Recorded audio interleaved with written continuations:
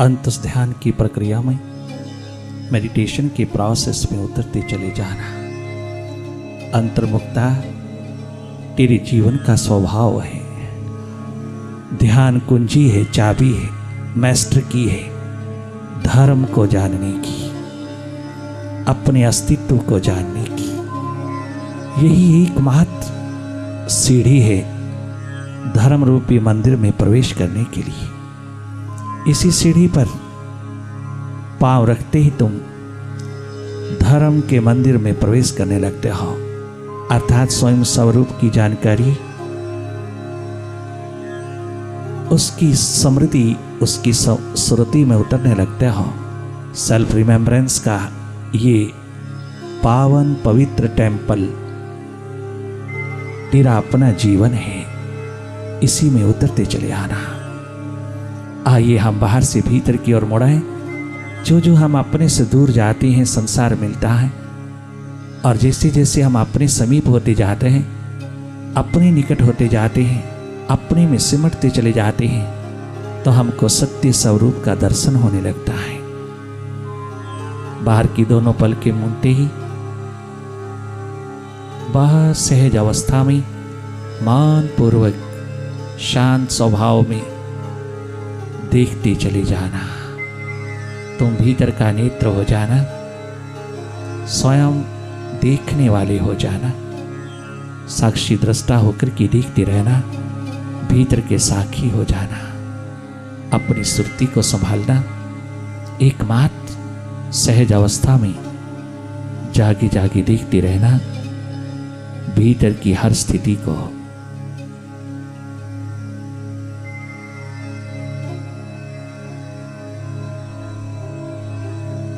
जागे जागे देखते रहना भीतर के अंधेरों में मन का खेल, मन का जादू, मन का विस्तार देखते चले जाना।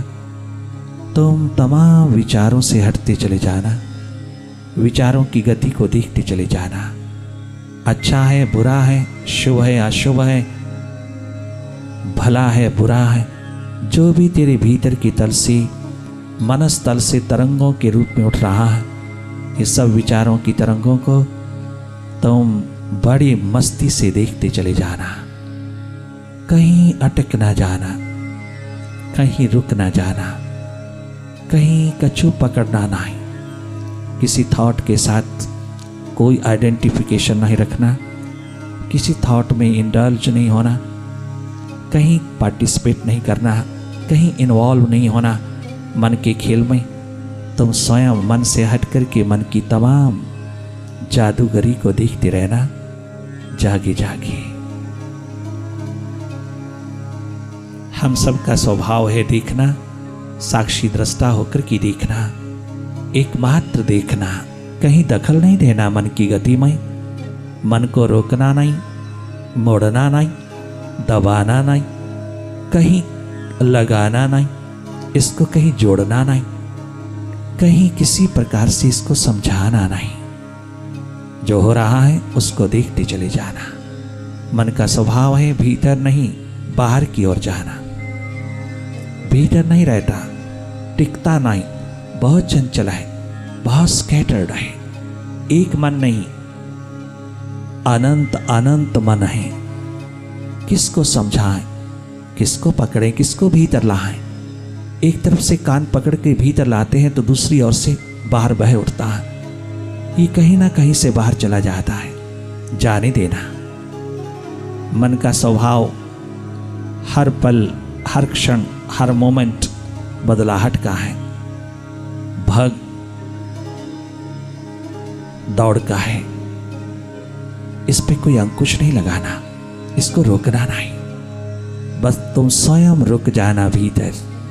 तुम मन नहीं हो, तुम मन के दृष्टा साक्षी साखी हो, तुम मन के वो देखने वाले हो, तुम मन के मालिक हो, मास्टर हो। तुम मन से हट करके मन की गति को देखना, मन माया के विस्तार को देखना, इसके पल पल रंग ढंग खेल चाल जाल को देखना, इसके द्वंद्व को, डुअलिटीज को देखते चले जाना, इसके स्वभाव को समझते चले जाना। हर पल बाहर की ओर जा रहा है, हर पल पास्ट और फ्यूचर की रस्सियों में झूल रहा है, हर पल भूत भविष्य में जा रहा है, भीतर नहीं रहता। भीतर इसका स्रोत नहीं है, इसका स्रोत बाहर है। ये बाहर अपने स्रोत की ओर जा रहा है, तुझे रोकने का अधिकार नहीं है, इसे जाने देना। परंतु तेरा स्रोत भीतर है, तेरी जड़ भीतर है, तेरा निवास भीतर है, वर्तमान में है। तुम भीतर रहना और मन की जादूगरी को देखते रहना, मन के खेल को देखने वाले हो जाना। ये स्वतः ही तेरे भीतर अपने आप तेरे अंतर्गत होता चला जाएगा, स्वयं समर्पित होगा। तूने कुछ करना नहीं, एकमात्र अपनी याद, अपनी सुरती, अपनी स्मृति को जगाते चली जाना। तुम वही होना जो तुम हो, देखने वाली, निष्पक्ष निरपेक्ष होकर के देखना, एक न्यूट्रल एनर्जी होकर के देखते चले जाना, केवल देखना।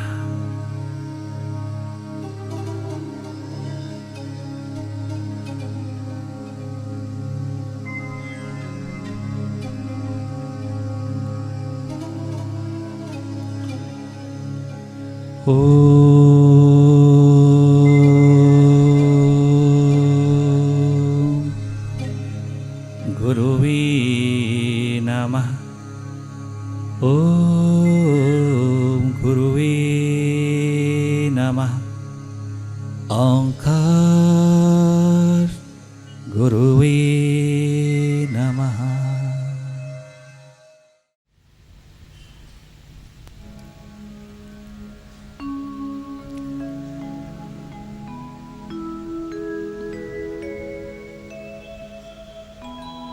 बन के मेरा हम कदम, तो साथ चल, मुर्शिद साथ चल, वाहेगुरु साथ चल, सद्गुरु साथ चल। बन के मेरा हम कदम, तो साथ चल,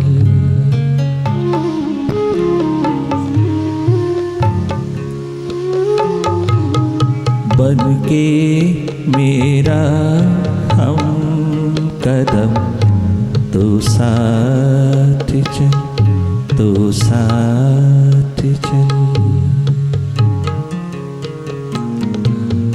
कुछ तो हो तन्हाई कम, तो साथ चल, कुछ तो हो कठिनाई कम, तो साथ चल।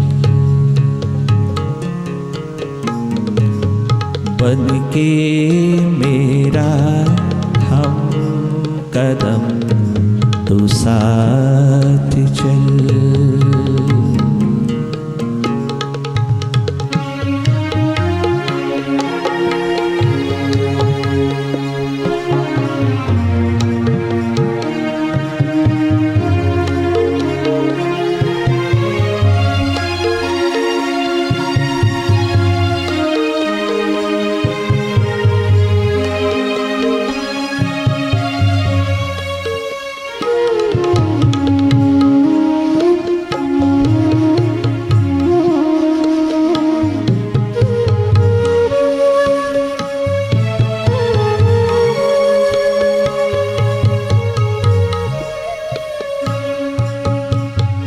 भवनिधि भव सागर के पार हो जाने की प्यास, मन बुद्धि के पार होकर के अपने अस्तित्व में उतर जाने की एकमात्र प्यास, परमात्मा का अंतिम ग्रेस है, अंतिम वरदान है। प्यास प्रभु मिलन की, अपने अस्तित्व में उतर करके जीने की, अपनी स्वाभाविक जिंदगी को उपलब्ध करके इस धरती पर मालो माल होकर के जीने की एकमात्र प्यास, ये प्यास प्राणों में उतर पाती है, ये पॉसिबिलिटी घटित हो पाती है जब मन का मीत मिलता है, जब कोई जागा पुरुष मिलता है, जब कोई सद्गुरु अपने शिखरों पर विराजमान होकर के किसी पे करुणा बरसाता हुआ खाई में बैठे हुओं की द्वार पर उतर आता है, उनके कदमों के साथ कदम मिलाकर के चलने को तैयार हो जाता है। वो करुणाजनक दयानिधि, वो दयालु कृपालु पूर्ण सद्गुरु अर्जुन के कदमों पर उतर आया है। भगवान श्री कृष्ण 16 कला संपूर्ण होकर के भी सद्गुरु का रूप सहयोगी बनकर के सद्गुरु का रूप होकर के अर्जुन के समक्ष खड़ा हो गया है। अर्जुन में प्यास नहीं है, अर्जुन तो भगोड़ेपन में उतरा है। अर्जुन के भगोड़ेपन को दूर करने का एक दर्द उठा है सद्गुरु के अंदर। वो भटका है, परंतु भटकाव कितनी बार भी आए वो तुझको कोई ना कोई सबक दे जाता है, कोई ना कोई अनुभव दे जाता है। कईयों की जिंदगी में, प्रभु मार्ग पर चलने वालों में, उनमें से कईयों की जिंदगी में भटकाव बहुत जरूरी है। भटकाव दर्पण बनकर के आता है और तुझको तेरा असली चेहरा दिखाता चला जाता है। उन भटकाओं से घबरा करके घर बैठ जाना, उन भटकाओं से घबरा करके तुम प्रभु मार्ग छोड़ बैठे, अपनी खोज, अपनी तलाश, अपनी भीतर की तमन्ना को, अपने भीतर की प्यास को छोड़ बैठे तो पीठ कर दो कि मैं तो योग्य नहीं हूं, मैं कैपेबल नहीं, मेरे भीतर पोटेंशियल नहीं है, मैं बहुत कमजोर हूं, भीतर का बहुत वीक हूं, मैं फिसल जाता हूं, मैं भटक जाता हूं। परंतु जो प्यास प्रभु ने उतारी है या मुर्शिद ने उतारी है वो तुझे छोड़ते नहीं, वो दर्द, वो प्रेम तुझे छोड़ नहीं पाता। तो पुनः अपना सर उठाता है और भटकावों के पार होता चला जाता है। सद्गुरु मुर्शिद मन का मीत, एकमात्र तेरा सहयोगी मित्र दोस्त हर कदम के ऊपर तुझको संभालता चला जाता है। अगर किसी व्यक्ति ने कुम्हार का कर्म देखा हो, कुम्हार को कर्म कमाते देखा हो, तो वो समझ जाएगा सद्गुरु की करनी को कुम्हार क्या करता है। कुम्हार माटी के एक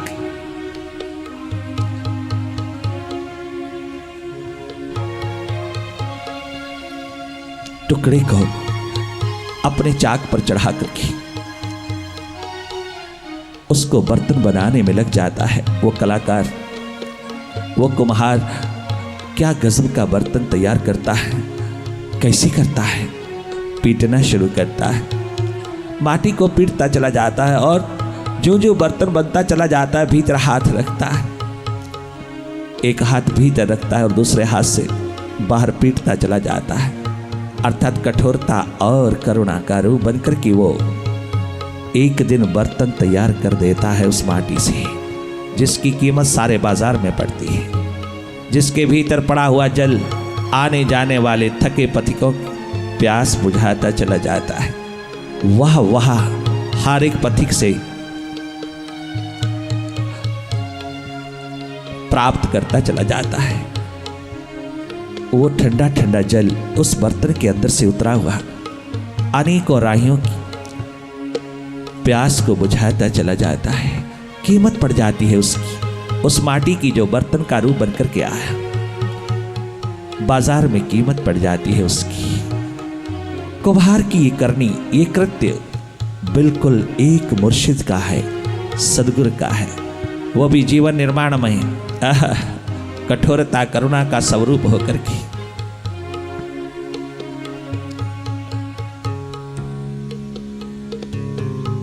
जहां सुविधाएं प्रदान करता चला जाता है, वहां साथ साथ साधना का दीप भी जलाता चला जाता है।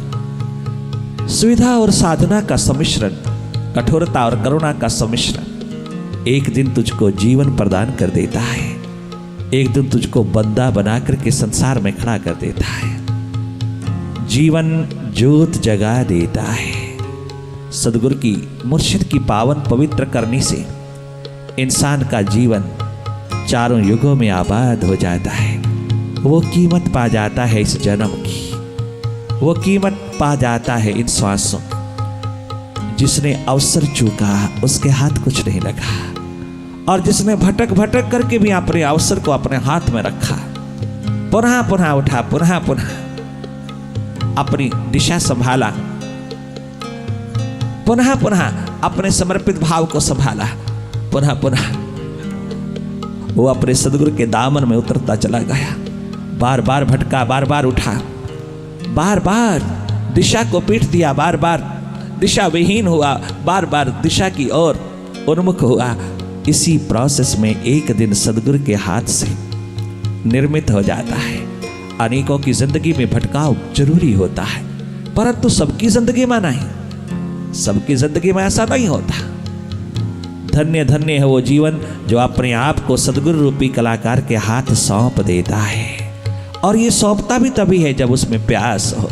सबसे पहले ग्रेस परमात्मा की उतरती है कि वो प्यास जगती है। जो प्यास तुझको अपनी दिशा की ओर, 11वीं दिशा की ओर मोड़ती चली जाती है, और उन राहों पर एक ना एक दिन सदगुरु का महान पदार्पण होता है, उस सहयोगी मित्र का मिलन होता है, जो तुझको तेरा बाजू पकड़ करके साथ साथ चल करके कदम दर कदम कंधे से कंधा मिलाता हुआ पुनः तेरी यात्रा को प्रारंभ करने में तेरे साथ जुट जाता है।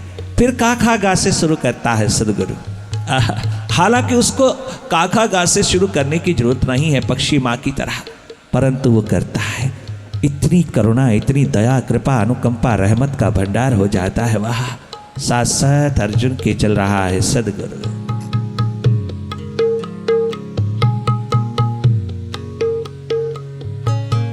बन के मेरा हम कदम, तो साथ चल, तो साथ चल, तो साथ।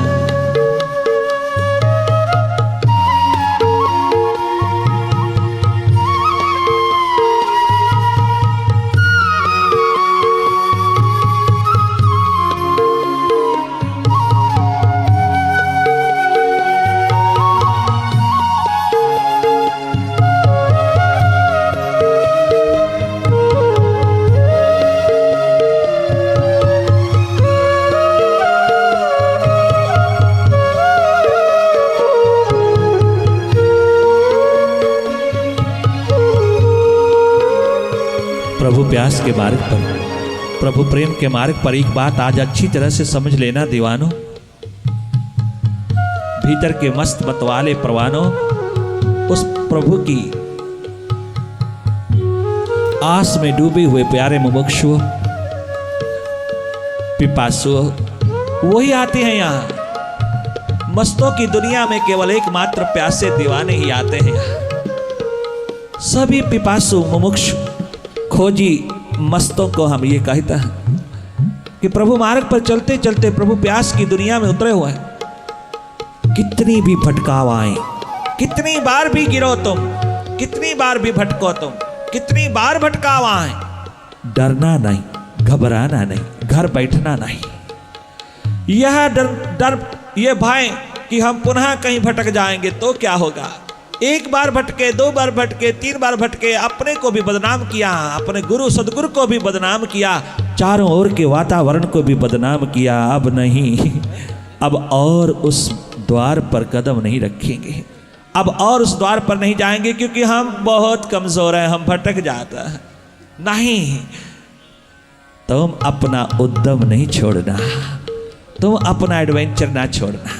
शायद ये भटकाव गुरु की करने में हो रहा है, शायद ये भटकाव तेरे जीवन को खड़ा करने के लिए बहुत जरूरी है, शायद ये उसी की माया चल रही है। उसके प्रति समर्पित होकर के बार बार उठना, बार बार कदम उठाना, बार बार उस मार्ग को लांघना, बार बार प्रयास यत्न करना, बार बार अपनी प्यास को जगाना, बार बार प्यास के शिखरों को तुम सींचते चले जाना, पुनः पुनः उठना, भटकाव से डरना नहीं। भगवत्ता की प्राप्ति में अनेकों बार भटकाव आएंगे, किंतु इसी जन्म में सभी भटकावों को पार कर देना। एक मुर्शिद का दामन हाथ में रख करके उस मुर्शिद की याद को, मुर्शिद के दामन को अपने हाथ में पूरी तरह से संजो करके, संभाल करके, उसको, उस दामन को थाम करके पुनः पुनः उठना। कभी भी पैसिव नहीं बनना, कभी निराश नहीं होना, कभी डिजेक्टेड नहीं होना, डिसअपॉइंटेड नहीं होना, डिस्गस्टेड नहीं होना, किसी कीमत के ऊपर भी डिसअपॉइंटेड नहीं होना। निराशा तेरे द्वार पर, हताशा तेरे द्वार पर एक सबसे बड़ा पाप है, सबसे बड़ा महापाप है। प्रभु प्यास के मार्ग पर चलने वालों के लिए हताशा, निराशा कदाचित आने नहीं देना, कॉम्प्लेक्स आने नहीं देना।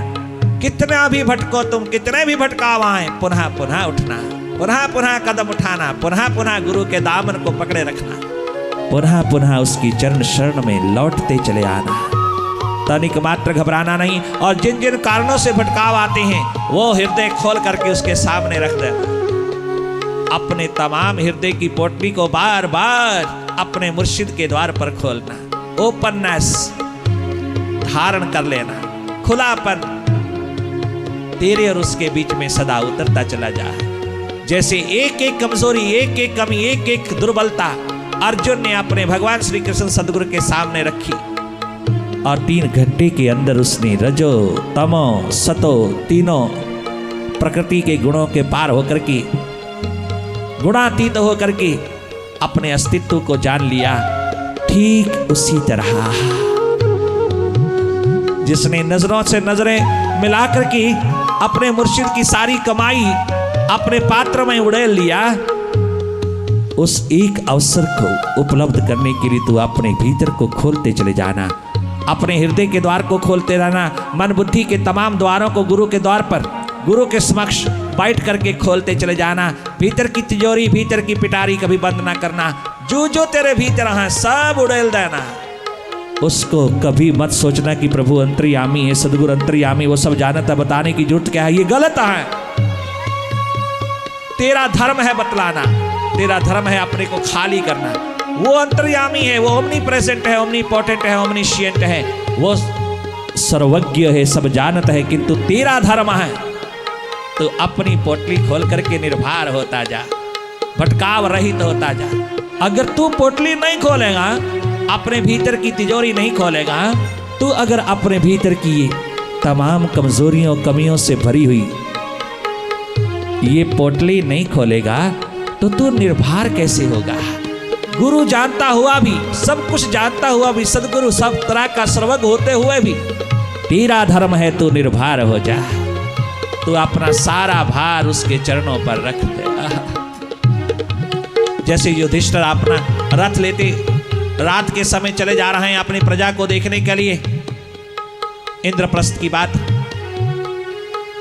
एक पथिक उसी राहों पर जा रहा है, उसके सिर के ऊपर पोटली बहुत भारी है, पैदल जा रहा, थका मांदा देखा। युधिष्ठिर महाराजा ने अपना रथ रोक लिया और कहा, भाई बहुत थके मांदे लगते हो पथिक, हाँ कोई सहारा चाहिए, अगर बहुत थकावट है, बहुत दूर है तेरी मंजिल, तो तू आजा तू मेरे इस रथ पे पीछे बैठ जा, मैं तुझे वहां छोड़ दूंगा जहां तेरी मंजिल है। रथ पे सवार कर दिया, किंतु उसने अपनी पोटली अपने सिर पर ही रखा। युधिष्ठिर महाराजा ने चलते चलते कहा पीछे मुड़ करके, अरे भाई हाँ, अपनी पोटली तो सिर से हटा करके, उठा करके, उतार करके नीचे रख देना, इतनी जगह है रथ के अंदर, तू 50 पोटलियां रख सकता है, इतनी जगह है। अरे पोटली, ये सिर पे रखी हुई पोटली क्यों नहीं उतार करके रख देता। नहीं महाराजा जी, बिल्कुल नहीं, आपने इतना सहारा दिया, आपने इतना सुख दिया, आपने मेरी सारी थकान दूर कर दिया, मुझको अपने रथ पे सवार करके, और ये पोटली मैं उतार करके रख दूं, ये भी रख दो, नहीं मैं ये काम नहीं करूंगा, ये पोटली सिर पर ही ठीक है, इसके लिए मैं नहीं, बिल्कुल तैयार नहीं। आपने मुझे स्थान दिया, जगह दिया बैठने की, आपका बहुत शुक्रिया, बहुत धन्यवाद, किंतु ये पोटली नहीं रखूंगा, इतना भार मैं रथ पर नहीं आने दूंगा। युधिष्ठिर महाराज बहुत खिलखिला के हंसे। क्या गजब का सिंपल व्यक्ति है, क्या गजब का इंसान है। आहा, कहता है ये पोटली का भार मैं रथ पे नहीं आने दूंगा, ये भार मेरे सिर पर ही रहे। आहा, क्या गजब का इशारा किया है महापुरुषों की वाणियों ने। युधिष्ठिर ने कहा, अरे ओ भाई, इसको सिर पे रख तो भी भार रथ पर ही आ रहा है, और इसको रथ पे रख दे तो भी भार रथ पर ही आ रहा है। तुम अपना भार क्यों नहीं उसके चरणों पर चढ़ा देते? भले तुम सिर पे चढ़ाए हो, अंदर छिपाए हो, लगता है कि वो भार तू उठा रहा है। अपने गुरु को इतना दुख क्यों दूं, अपने कष्ट क्यों दूं, अपने मुर्शिद को? परंतु मुर्शिद तो कष्ट भोग ही रहा है, वो तो तेरे भार का दुख भोग ही रहा है। क्यों ना तू उस भार को अपने हृदय से, अपने सिर से, अपने दिल से उतार करके नीचे रख दे उसके चरणों पर। कम से कम तू तो निर्भर हो जा। तू अपना हृदय खोल दे उसके द्वार पर। अपने भीतर जो भी है तेरा धर्म बनता है बताना, तू उससे निर्भर हो जाएगा। तू फूल की न्याय हल्का फुल्का हो जाएगा। तू स्वयं तो उस द्वार पर कृतकृत्य होने का अवसर प्राप्त कर लेगा। तू स्वयं इन राहों पर चलने के योग्य बनता चला जाएगा। और अगर तूने भीतर ही दबाए रखा, भीतर छिपाए रखा, भीतर ही पोटली रखा अपने दिल में, नहीं पिटारी खोल करके तूने बताया, भले तेरा गुरु कितना सर्वज्ञ है, कितना जानता है, कण कण की जानत है, रग रग की जानत है, कितना भी वो सर्वज्ञ है, ओमनी प्रेजेंट है, ओमनी पोटेंट है, ओमनीशिएंट है, परंतु तेरा धर्म है अपना हृदय खोल देना। तू अपनी ओर से निर्भर हो जा, फिर वो कर्म जैसा मर्जी कमाए उसके हवाले होके जी ले। ये प्यास की एक महान धारा समर्पण का रूप बनती है जब, तो फिर सत्य का दीप जलने में तनिक मात्र देर नहीं लगती। प्रोफेसर उस भार को उतार नहीं पाया था। वो असंग नाम का प्रोफेसर उस भार को जैसे ही उतारता है अपनी नजरों में करुणा का रूप लेकर के, उसी वक्त सदगुरु प्रकट हो जाता है उस भार को संभालने के लिए। बहुत सुंदर कहा उस असंग नाम के महान साधक ने, जो एक नंबर के संत हो गए, जो स्पिरिचुअल मास्टर हो गए गुरु कृपा से। फिर कहीं तुम ओ मुर्शिद, फिर कहीं तुम खफा न हो जाना, फिर कहीं तुम खफा न हो जाना, फिर कहीं तुम खफा न हो जाना। जिंदगी से जुदा न हो जाना, जिंदगी से जुदा न हो जाना, फिर कहीं तुम खफा न हो जाना, फिर कहीं तुम खफा न हो जाना। जिंदगी से जुदा न हो जाना, जिंदगी से जुदा न हो जाना, फिर कहीं तुम खफा न हो जाना, फिर कहीं तुम खफा न हो जाना, फिर कहीं तुम